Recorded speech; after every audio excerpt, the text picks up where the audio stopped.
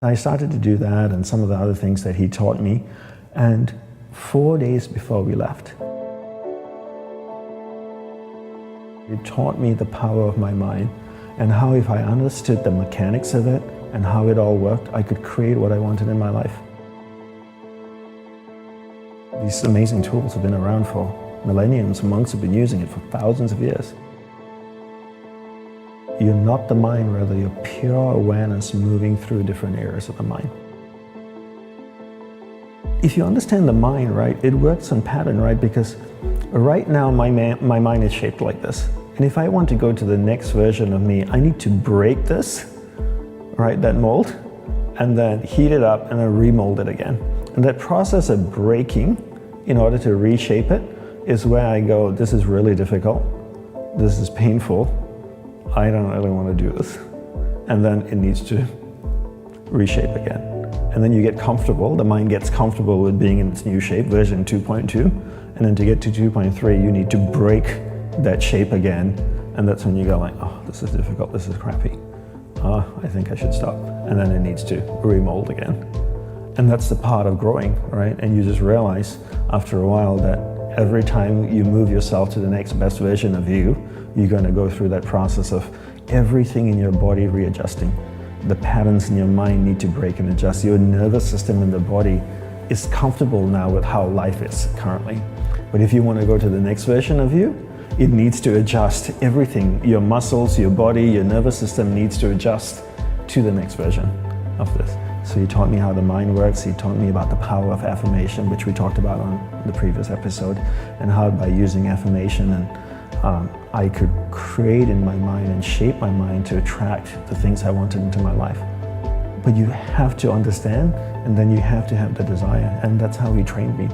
And now you have that affirmation practice that you can use to manifest things. Yes, exactly. And you do affirmations a bit different. You kind of have 3 things that you do that makes them special. Concise choice of positive words, clear visualization, and feeling. And feeling being the most important component, because feeling is emotion and emotion is energy, and energy is magnetic. Tesla had the saying, if you want to find the secrets of the universe, think in terms of energy, frequency, and vibration. I think Tesla is an amazing human being, and I think he was more like a mystic scientist than anything else. And if I were to elaborate on that statement, I would say that everything is made up of energy, and that energy is vibrating at a certain frequency. And your job is to match the frequency of what you want, because that's harmony, right? And the same way that if you want to attract something in your life, you need to understand what that frequency is that you want, and then change the energy in your body to match that frequency. And when you do, you attract that. It's like the old radios, right?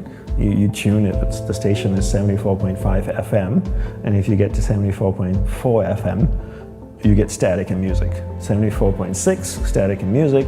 74.5, perfect music. 74.2, just static.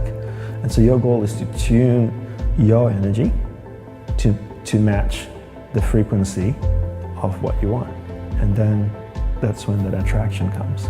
And a lot of people talk about this law of attraction and stuff, but you never really understand it or explain it properly. And then I think sometimes the New Age world can just get away by saying all kinds of, no, the law of attraction, and do this and do that, and it will attract it into your life. But there's no practical steps or actually understanding the science of how these things work. But once you really understand it and then put the hard work into it, these amazing tools have been around for millenniums. Monks have been using it for thousands of years. Concise positive words. Concise positive words. Clear visualization. Clear visualization. And corresponding feeling. Right? The feeling is emotion. So when I say corresponding feeling, if you want something, you need to match the frequency of what you want. So remember what Tesla said, think in terms of energy, frequency, and vibration. Right? Everything is made up of energy, and that energy is vibrating at a certain frequency. So if I want to be in harmony with you, I need to feel how you feel, and how does Brian sit, and how does he talk, and how does he stand. It's same like actors, that's what they do, right? Actors. Somebody needs to play Cleopatra or King Richard or whatever it may be, they try and feel that person, right? Or even James Bond. James Bond has a certain way that he walks and talks. And there's so many people have played James Bond, right? What, 6 or 7 people, however it is. But you never go, oh, that doesn't feel like James Bond. They all have that James Bond walk. Because what have they done? They've really moved their awareness into that area of the mind, and they started to feel the character. How he sits, how he talks, the little things that Bond does, how he adjusts his coat. And then you forget that that person is playing James Bond. You look at that person and you go, that's Bond. And that's really what it is with affirmation, is you're trying to change your energy in your mind to match what it is you want. And when those two things are vibrating the same frequency, then you attract it. Think in terms of energy, frequency, vibration. Pull all the energy in one place, you change the frequency of that energy to the frequency you want, and then you send it back out again. And that's something that's never taught. And I always say to people, life is a manifestation of where you invest your energy. Whatever you put energy into will start to manifest in your life. So energy, the best way to look at energy is to look at energy the same way you look at water. So if I took a watering can and I watered a garden bed, would the weeds grow or the flowers grow? Both, right? Yeah. Because water can't tell the difference between the weeds and flowers. Energy is the same way too.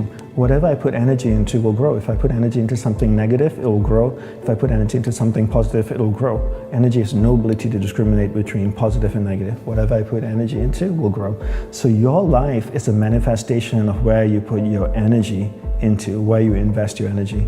So the more energy you invest into something, the more it will grow. How do you manage energy? So first step, stop hemorrhaging energy. Second step, conserve it. Third step, accumulate. Take that accumulated energy and you invest it into what you want to grow in your life. You're not the mind, rather you're pure awareness moving through different areas of the mind. And I define concentration as my ability to keep my awareness on you for an extended period of time until I make a conscious choice to shift it to something else. So most people allow someone or something outside of them to control where their awareness goes. So I'm chatting with you, my phone goes bing, I pick it up, and my awareness gets dragged there. Another notification comes, my awareness goes there. I see a noise out there, I hear a noise out there, my awareness goes over there. Right? So my ability to keep my awareness on you or something for an extended period of time is my ability to concentrate. So the first step in teaching your children to concentrate is really teaching them about the separation of awareness and the mind. They're not the mind, rather the awareness moving within the mind. And once they understand this, then you define to them what concentration is, which is keeping awareness on one thing at a time. So if you practice distraction all the time, 10 hours a day, what do you become good after 6 months? Distraction. Anybody practicing anything for 10 hours a day becomes really good at it. And the truth is, with 24 hours in a day, most people sleep, 7, 8 hours? So you're awake for 16. And out of the 16 hours, are they only practicing distraction for 7 or 8 hours? Probably more like 13 or 14 hours a day of practicing distraction. Imagine if you practice playing the piano 14 hours a day, 7 days a week. How good would you be after 6 months? If you look at most people out there, they have mastered the art of distraction. But they don't even know that. They don't even know. Concentration is at the very core of all human endeavors and success. So concentration helps us to look within, first of all, be concentrated long enough to identify the positive strengths and the negative weaknesses, build the positive, work to change the negative, and then in order to change the negative, it's going to take time, and we need to stay concentrated long enough to keep working on it, to keep massaging it, So anyone can do anything they want to if they concentrate. You can. Your greatest contribution to humanity is your own self-realization, your own enlightenment. As you uplift yourself, you uplift everyone else around you. Fast forward 50 years from now or 55 years from now, I can look back on my life on my deathbed and go, what an amazing life. I would not have traded it for anything in the world. And that's the case for being concentrated, so that you can truly enjoy every experience in your life and be present. And being present means being able to be concentrated. Ultimately, we all want to be happy, right? I think that's a fair statement to say. I say happiness should never be pursued. Don't pursue happiness, but rather pursue a lifestyle where the byproduct of that lifestyle results in happiness. So I spend time with my family, I feel happy. Have a glass of wine with someone I like or love, I feel happy.